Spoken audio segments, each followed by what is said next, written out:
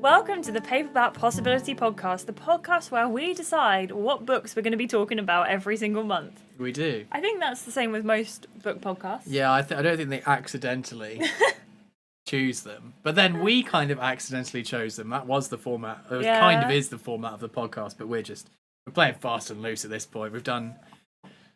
This will be the 8th episode.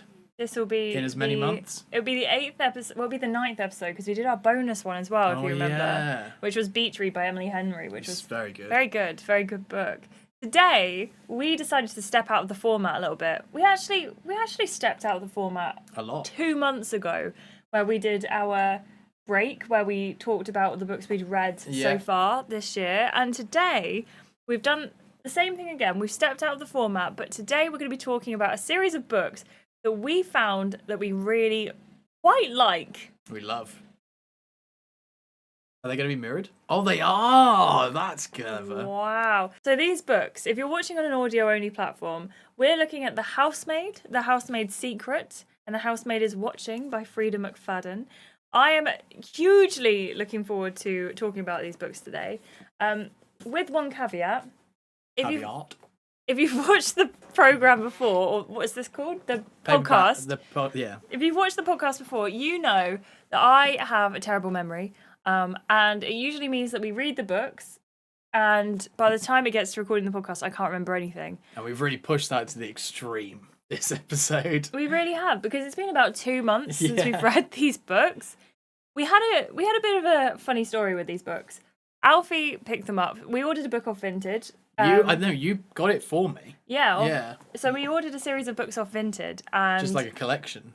Yeah, one of the books that was in that collection was The Housemaid, and I said to you, that looks like something that you like. Yeah. So Alfie starts reading it and really likes it, and the whole time he's saying to me, "This is really good. This has just happened. This has just happened." I was really hooked. We get to about halfway through the book, and you say, I think this is really good and I think you should read it. Yeah. So I said to Alfie, yes, I think you're right. I think I should read it. Let me give it a go. Stop telling me what's happening in the book and I'll give it a read. You went away for work for a couple of nights. Yeah. The first night he was away, I picked up the book. I think you were halfway through the second one at this point. Yeah. Another thing is I liked it so much that you went out and bought me the second book. Yeah. And the whole time I thought it was going to be like an anthology series of 3 different housemaids. But it is actually a continuous through narrative of 3 separate stories with the same characters and obviously the effects that have been placed from the previous thing. So you had bought me the second book and I was thoroughly enjoying that. Yeah. And you got on to the first one. Yes, and while you were away at work, I sat down with The Housemaid and I opened it and I read it in 3 hours. And then I loved it so much the next day, I sat down with the second book and I read that in about 3 hours. Yeah, then you overtook me because I was reading the third one. And I think I left it at home by accident instead of taking it to work. I come back and you've basically finished it. And I'm like only halfway through it. So yeah, we both found it very page-turnery. It was really digestible. We are going to go straight into talking about the book and the plot summaries and kind of giving away spoilers of the book. So do keep that in mind. If you like thrillers, if you like mystery, if you like horror aspects, it's not a horror, but there are horror aspects in the book. I highly recommend picking this up because I think you'll really enjoy it. Definitely. Especially if you like a bit more sort of unserious reading. It's just really good to pick up and read. Freida McFadden books are very good for that. Picking them up, having a read of them. You don't feel like you're wrapped into this really like Odyssey-esque narrative that it just keeps going. Yeah. There's no frills. It is what it is. It's just really bloody good. And it is. Yeah. And it is really good. So, let's talk about it. Mm-hmm. The books, I'll read you the back of the first book so you can kind of get an idea of it. This is The Housemaid by Freida McFadden. Every day I clean the Winchesters' beautiful house. I collect their daughter from school. And I cook a delicious meal for the whole family before heading up to eat alone in my tiny room on the top floor. I try to ignore how Nina Winchester makes a mess just to watch me clean it up, how she tells strange lies about her own daughter, and how her husband seems more broken every day. But it's hard not to imagine what it would be like to live Nina's life.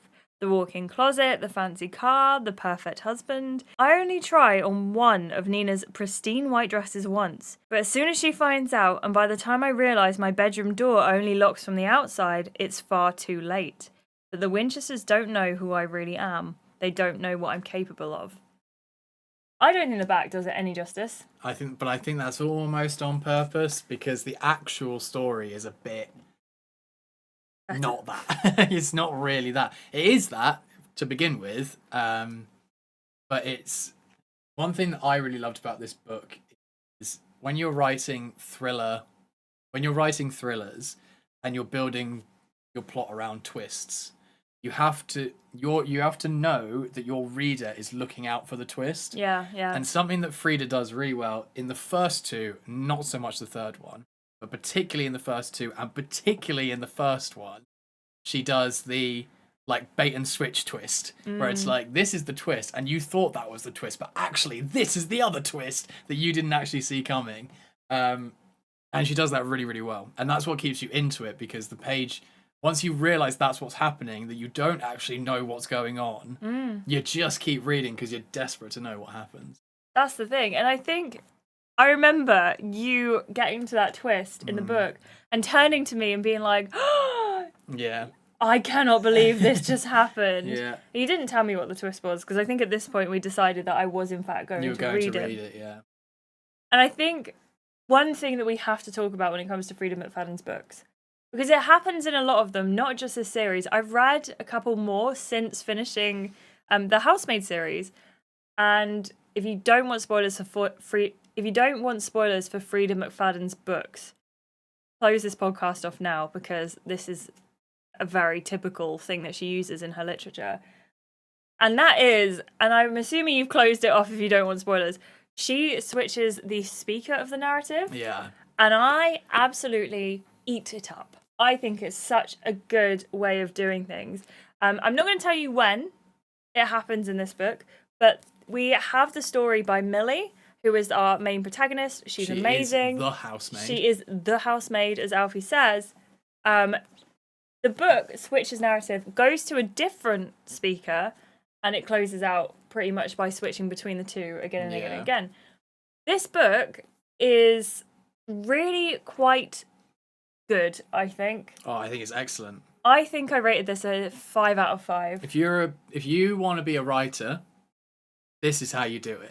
If you want to be a genre fiction writer, this is how you do it. You get your fundamentals and your basics nailed down 100%, and then you just put your sprinkle of creativity just over the top, and people eat it up. And there's the reason that genres like exist for as long as they do, and like inhabit our minds as readers as well as do, is because those tropes are really good when they're done really well. And you don't have to do anything particularly spectacular. It doesn't have to blow anyone out of the water. It doesn't have to be particularly different from anything you've ever read before.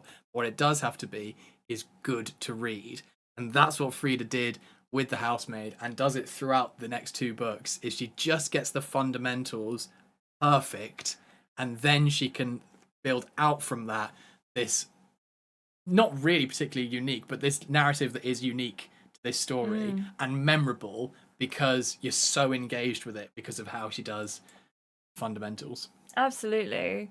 The book surrounds Millie, who is an ex-con. Yep. This is not knowledge to the people who she is getting a job from. So she's trying really hard. She gets out of prison. She's trying really hard to find a job that would work for her, where she can get a job without them knowing that she has had prior record. Yeah. Is it set in the UK or the US? It's the US, right? US, yeah. Yeah, it's a US in book. New England, I think. And she goes to this house. She's interviewed. Is she interviewed by Andrew or Nina? Interviewed by Nina. Doesn't meet Andrew until she's already got the job. Right. So Nina is the wife. She is the woman of the household. She seems perfectly nice, perfectly normal at the interview stage, I believe. And Millie can't believe her luck. Millie can't believe her luck because the couple, but particularly Nina, who's doing the interview, doesn't ask any questions about records or anything like that. So she's just doing her thing. Then we get to know Andrew a little bit more. And there's sort of like an instant chemistry between Andrew and He's devilishly Millie. handsome and tall, dark, classic man handsomeness to him. And Millie, having just got out of prison, you know, she's a bit lonely in that way. So she does. I think there are a few instances towards the start of the book where she mentions like it's been a really long time. Yeah. And so like this man comes into life. He's quite good looking, and he's just really nice. He's just a really nice man to her, and she knows that she can't really be with him because he's the man of the house and he's her employer. But you know, she's thinking about it. And what we start to learn over the course of the book is Nina is a little bit strange. She keeps doing all these weird things and she's blaming Millie for them. Yeah. For example, she'll mess up the kitchen completely and then tell Millie off for not cleaning and for things leaving like it in a that. dirty state. Yeah. And it's you start to get a lot more sympathy for Andrew because Andrew has to put up with Nina. And he seems so stoic in it all. Yeah. Like he just takes it on the chin. He seems to care for her and do everything that he is supposed to do, and she hurls abuse at him left, right, and centre, and he just kind of takes it, and he explains to Millie during one of their conversations when she asks him like, how do you put up with it? And he just says, well, she wasn't always like this, but she is still my wife. Yeah, and he still has that love for her. Yeah. And I think this book has one of the best twists I've ever experienced in a book. Yeah, should we get into it? And it has one of the best secondary twists I've the ever secondary twist is just seen in a book before. Yeah. So, yes, we'll talk about it. We're going to go no holds barred for the rest of the series. The last thing we'll say on it, though, this book is 100% worth reading. The second one and the third one, I really enjoyed. I think I gave this one a 5 and both of those a 4. You didn't like the third book as much. I don't. I struggle with the third one because I think for that same reason that I talked about why this one and the fundamentals in the third one are still very good, but Freida is trying to do something different. She's trying to push the boat out, and I feel like she's kind of pushing this series and this character kind of to beyond its kind of natural conclusion. Yeah. And for me, I found the third one is also the longest book. I found that book was the least interesting. It didn't have the sort of snappy excitement of the first two. And the third one, I feel like by then the concept is tired. You kind of need to put it to bed and do something else. She obviously made the third book, and there is a really fun comment by Freida McFadden on social media somewhere where in the book where she says, you guys wanted me to write a third one, so I have. I personally think that if it wasn't being asked for, she probably wouldn't have written the book. I don't think she needed to. The first two, definitely stories that she wanted to tell. I can see her just writing them for the sake of it. But the third one, I think there was fans clamoring for a third book, and so she wrote it. And that's not to say that it's bad, because it is still very, very good, but it's not quite to the height of the first two in my opinion. So take from this, the first one, very, very, very good. Incredible, excellent. The second one is very good. Also incredible and excellent. The third one is good, but it's not necessarily worth reading if you haven't read the first two. Like, if you were just going to pick it up as a solo book, I don't think you get any of the... No, you can also, I will say, you can kind of read all of them solo. Independently of each other. I would recommend reading them in order. Yeah, it makes more sense, the story, but it's not it's not a through narrative in a trilogy. It's 3 separate stories centered around Millie at different points in her life. And chronologically. Yes. Yeah. So this book, we've said, Nina's getting a little bit strange. Millie is getting the brunt of that, basically, and sort of, I want to say like crying about it to Andrew, but she's not crying. Millie is so tough, but she is sort of sharing some of these concerns. They're both of them are suffering under Nina's, I don't know if I'd go as far to call it hysteria, but like her madness. Yeah. And it's not quite madness, but just her like, you can't really make sense of like what she's doing. She's in a really weird headspace, and you can see that, and you can feel that in the way that Millie writes about it as well. Yeah.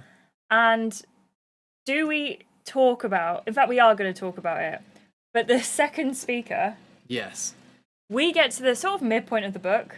Yeah. Should we build up to like what actually happens? Yeah, you explain because you remember it a lot. Millie and Andrew, basically what happens is Andrew has tickets. He wants to take Nina out on a date to the opera. I think it's the opera or theatre or something. It's theatre, I think. It's not really important.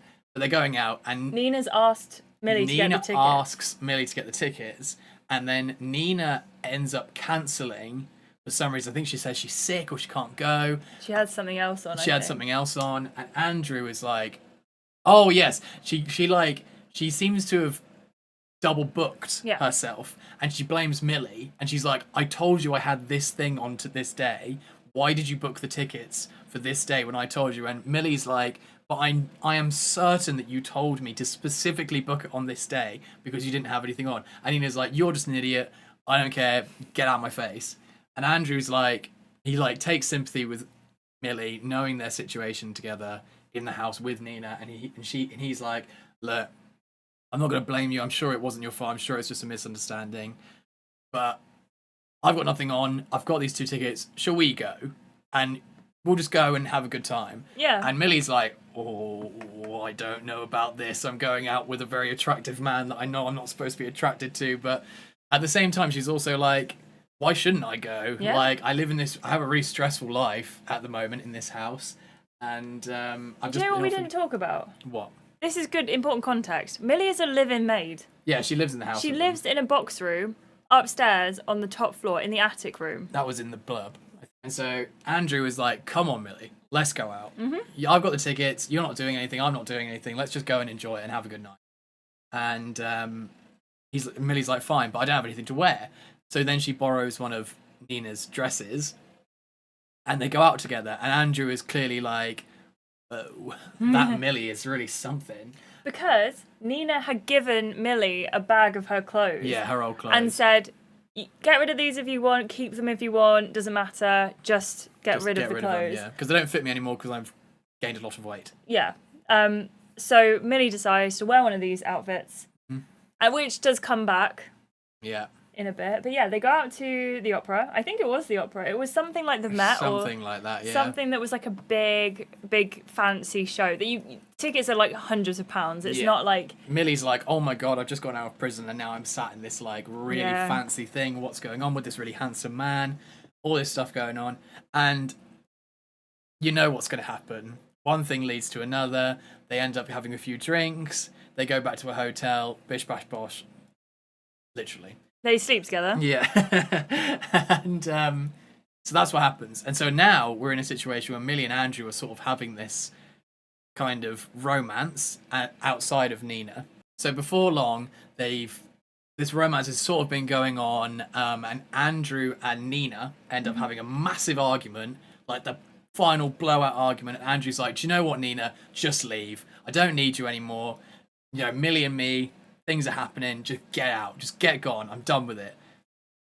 And Andrew also... There's also a fourth character throughout this, Enzo, the gardener, the handsome gardener, who is very much a caricature of... Yes, like, of a like immigrant worker. Yeah. But he's doing his own thing. He's like working in the garden. He doesn't really speak much English, but Millie has spoken to him, and every time Millie talks to him, he's just like, he seems like he's trying to communicate with her. "You just need to leave. Yeah. You need to get out of this house because there's something going on here and I don't like it and you need to go. I work in the garden. I watch things coming and going. You shouldn't be here." And she's just like, "Yeah, okay, whatever."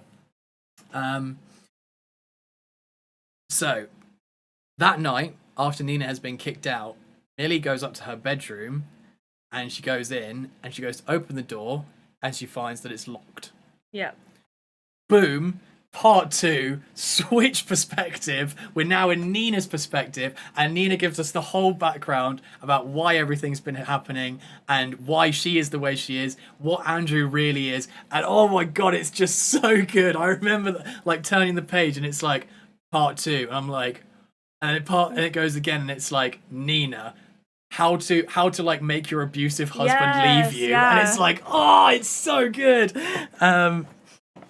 And essentially what's been happening is Andrew is a total maniac, like complete psycho, and he has this weird like obsession with punishing the woman he's with, Nina, to begin with, by locking her in this room in the house, which is also happens to be where Millie's bedroom currently is. And he locks her in the room for ridiculous things like I don't remember exactly what they are, but it's things like chewing too loudly or like wasting water and like weird stuff like that. And he comes up with these like insane and elaborate punishments that correspond to the thing. Yeah, it's like if you've ever watched the Saw movies, it's like it's not quite that intense. But there are so many different punishments. Nina details them all in her part as well. That's probably where the horror aspect of this book really comes in. Oh, for sure. It because really they starts are to pick up. horrible and they're really detailed and really disturbing, but they're really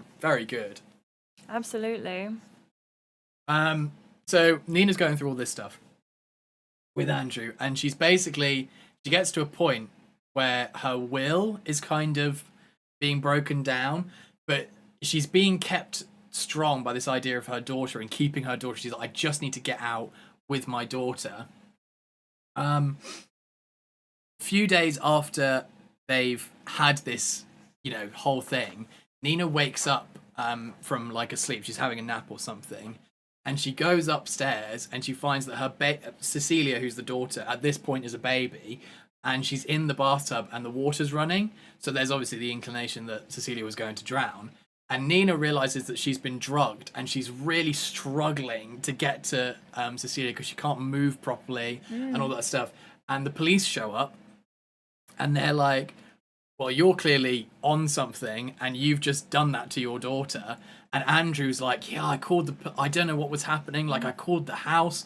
I wasn't there. I got worried. Nobody was answering. So I just called the police to come and check on my wife. And all this is happening. And I had no idea. And obviously the implication is Andrew's drugged Nina to put them in a position where Nina no longer can have full custody of Cecilia, which means that she can't leave because Cecilia needs to be in a house with Andrew. Yeah. So in order to continue to see her daughter, Nina needs to stay in the house. So Nina then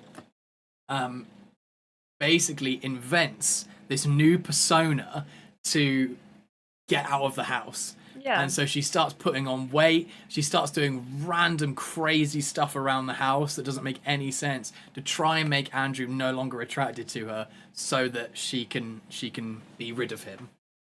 Now, it transpires that Nina knows exactly what she's doing. Oh, yeah. In all walks of life, because not only is she trying to make herself less attractive to Andrew, but she's on the lookout for a housemaid. Yes. And who does she find?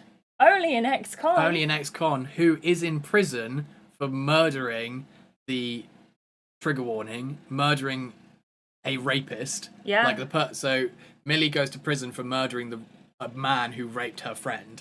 Like, that's her crime. Yeah. And so as it was happening, by the way, she was very reactive in this situation. Like, her friend was being assaulted, so she took on. Out It wasn't like she heard about it and then went and killed him. Yeah. Like, she tried to stop it and it became a tussle and she ended up killing him. And because of that, Nina's got this woman in her house who she thinks maybe if things has the strength. Yeah, if it comes to blows, like she's gonna be able to take out Andrew. Yeah. Maybe, we'll see. And this whole time, Enzo, the gardener, is saying to Millie, like, get out of the house, get out of the house, get out of the house, which is when, as you say, the perspective shifts. We've got Nina's point of view, which is just fantastic. And it fills in so many different holes, and you just absolutely don't see it coming. And then what happens, Alfie? So, during this whole plan that Nina's been going on, she's been liaising with Enzo, the gardener, who's been trying to organise a new identity for her and her daughter so they can leave. And Enzo doesn't really like the scapegoat part of the plan of bringing Millie in and then kind of like leaving Millie with Andrew. He's all on board for helping Nina, but when push comes to shove and they're basically there, Millie's in the house, Andrew's kicked Nina out, Nina's got Cecilia and they can go. Enzo is like, I'm sorry, but I'm not really on board with this. Like, I'll help you, but I really think we should go and help Millie as well. But it turns out that Millie doesn't need any help at all. So we switched from part 2 to part 3. We're back with Millie. Police are called. Things happen. And we move on to book 2. Yeah. Now, book 2 and 3 don't have exactly the same, like, hard-hitting nature as the first one, but the second one still has a really good story. The second one's my favourite in the trilogy. And the reason I think the second one's the best one is because you take what... It's kind of like the Aliens thing, where you take something that was really, really good in the first thing, and you don't just do that again in the sequel. You kind of do it again, but you put, like, a really crazy dramatic spin on it to make it work. In the second book, Millie is now living in New York, and in between the two books, Millie and Enzo have been, like, basically helping women get out of abusive relationships, and that's either through, like, getting them new passports, like, just Millie going and working as a housemaid for them and kind of helping them understand that they can leave. And there is a suggestion that Millie has maybe killed a couple more men, to help women get out of these relationships. Book 2 starts with the husband of a household, his name is Douglas, hiring Millie and gives her the tour, shows her around everything, and is like, brilliant, this is exactly what we want, this is the household that we need. There is a room down the hallway, our bedroom, don't go in that room. My wife Wendy lives in there, you know, she's sickly, don't talk to her, she doesn't want to talk to you. To just leave it. And Millie's going backwards and forwards between her apartment that she lives in and this house, her place of work, and she's cleaning every day and she's really enjoying it again. But before long, things start to get a little bit not great. Yeah. Over the course of the book, she finds herself getting closer and closer to Wendy through trying to talk through the door, trying to communicate, and finds out that she cannot escape her past. She's taken this job as a way to be like, right, it's done now. I'm skilled at being a housemaid. I'm going to do the housemaid job. And Wendy's just sort of like not going to let that go because she wants to get rid of Douglas. Mm-hmm. And it's really nice as well because this book you see Millie's home life at the same time. Yeah. So she's with Brock. She's kind of keeping in contact with Enzo, but not really because they did have their past together, but he went off to Sicily to look after his mother. Mm-hmm. And she's found contentment with Brock. She's not really happy. She's not unhappy, living their best life. And she's helping Wendy at the same time. This book is good. Mm-hmm. I'm not going to go into all the plot points for this one because, again, it's very much... Experience it for yourself, man. Yeah, definitely worth experiencing. And let us know what you think of the book in the comments as well. Like, do you think the second one is as good as the first one? You say it is. I think it's better. I think it's not quite as good, but that's because the first one was just, it hit such like a big punch. Yeah. And I think it's really hard to mimic that. But I say it's hard to mimic that. Freida McFadden does a brilliant job nonetheless. The third book is very different again. This one is like far enough in the future that we see, and if you haven't finished the second book, this is going to tell you basically exactly how it what ended. Happened, yeah.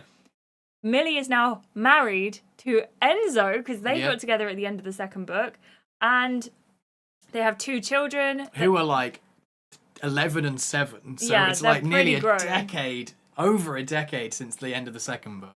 And they've moved into this neighborhood where, again, everything seems pretty good until it isn't. And you have to find Millie's story and how she's become this mother who is quite affected by trauma. Massively. And Enzo is this character who is so house proud and he's so he has so much pride in his family that he's quite blind to everything that's going on because of that.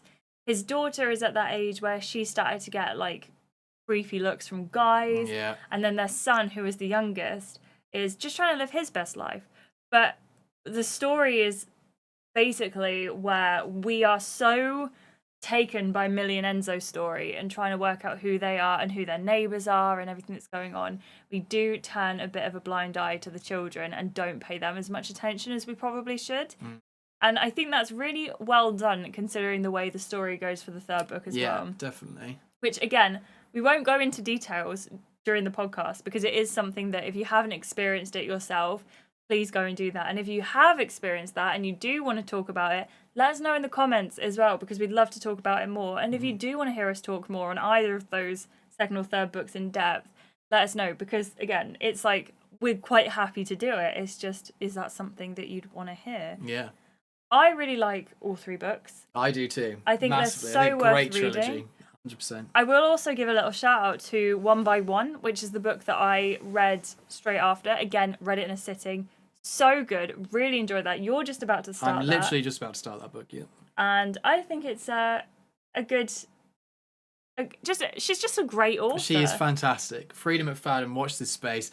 I mean, I say watch this space. She's on a massive bibliography already. I think, when did The Housemaid come out? Not that long ago. And she's been writing... 22, maybe? Yeah. 21? And so she's been writing for a few years now, but she pumps them out. 2022. Yeah, she pumps them out pretty quickly.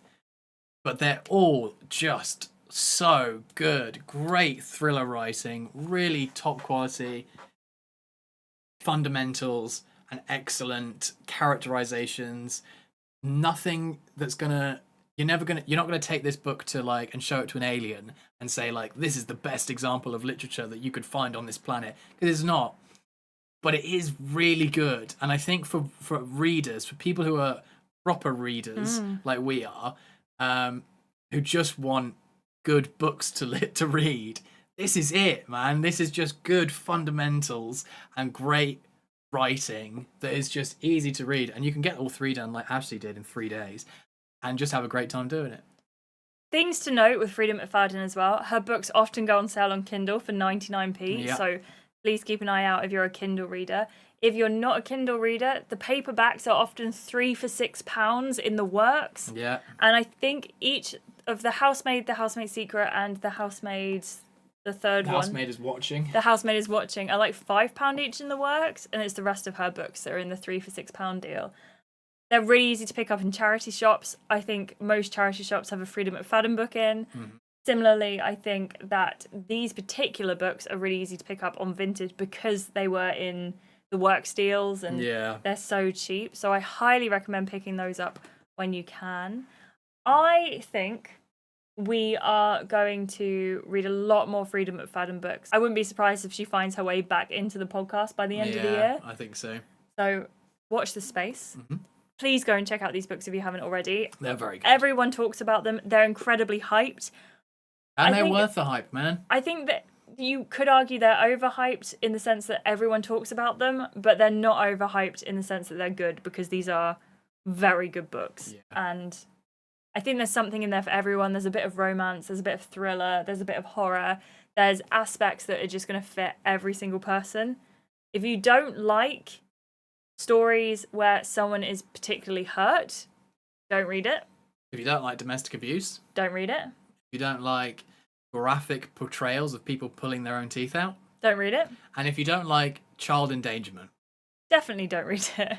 But yeah, I think overall these are fantastic. Yeah. Highly recommend. But Alfie. Yes. If we're talking about these books, we actually have to talk about another book. We have to talk about September. Yes, our next book. Our next book. And do I have a couple of choices for you? Have you actually? Yeah, I can't remember whether or not it's my turn or your turn. I think it is. I think it's your turn. Is it my turn? No, I don't know. Yeah, I picked Amy Cross. So, yeah, because I suggested it. Yeah, so it is my turn to bring books, but I forgot to do that. So luckily, you were on top of it. But technically, by the months, this would be your... Oh, I see how it's going. All right, okay, fine, fair enough. So we've got a couple of books to choose from. Okie dokie. You have to tell me which one you are going to prefer. Okie dokie. So, I have 2 books to choose. One of them's a rom-com. Okay. And one of them is a cozy fantasy. Okay, 2 things I love. One of them is by TJ Klune. We've talked about him before because he's very recommended for people who liked Legends and Lattes, which was our favourite Legends book and of Lattes. this year. We really enjoyed this. It is 402 pages, so keep that in mind. And it's book 1 out of 2 in a series.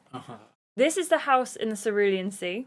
It's an uplifting, heartwarming, cozy fantasy about found family. Linus Baker lives a quiet life. At 40, he has a tiny house with a devious cat your favourite. I love cats. And his beloved Records for Company. I love records. Yeah. And at the Department of Change of Magical Youth, he spent many dull mornings monitoring their orphanages.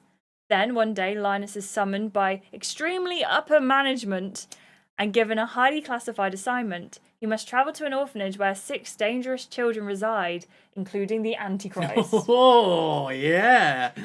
So that's the first book. Yeah. I've heard very good things about it. Yeah. The second book, we're going back to a little bit of a rom-com situation, my kind of favourites. I can see the cover, and it looks like it should be an Emily Henry book. It's not an Emily Henry book. This is The Right Place by Sophia Money Coates, I want to say her name is. This is about... firstly, let me tell you the tropes. There's Grumpy X Sunshine, which are one of my favourite tropes. Grumpy X. So we've talked about this before on the podcast. Yeah, it's where you've got a grumpy... I thought you were saying X as in, like, they're grumpy and they're X Sunshine. I was like, isn't that not the same thing? Yeah, it's the same thing. So it's Grumpy X Sunshine. So you've got a sunshine character, really, really happy. Grumpy character, quite miserable. Forced proximity.